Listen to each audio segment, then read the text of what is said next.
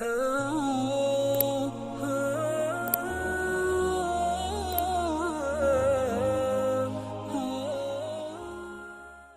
اللہ الرحمن الرحیم۔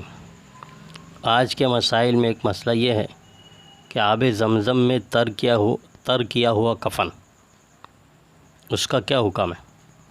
تبرک کے طور پر آب زمزم میں تر کیا ہوا کفن دینے میں کوئی مذائقہ نہیں ہے، بلکہ باعث برکت ہے۔ دوسرا مسئلہ یہ کہ قبر کھل جائے تو کیا کریں؟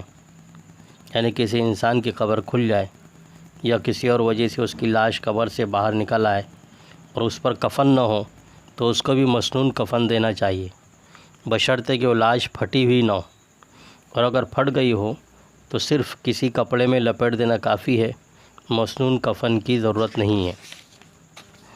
تیسرا مسئلہ یہ ہے کہ پیدائشی مردہ بچے کا کیا حکم ہے؟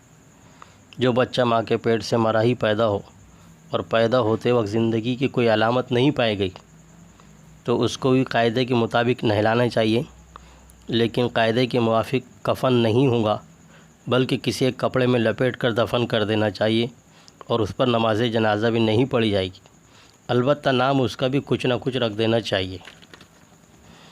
چوتھا مسئلہ ہے کہ نماز جنازہ میں فرائض کتنے ہیں؟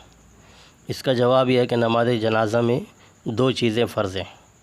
ایک یہ ہے کہ 4 مرتبہ اللہ اکبر کہنا، اور دوسرے قیام یعنی کھڑے ہو کر نماز جنازہ پڑھنا۔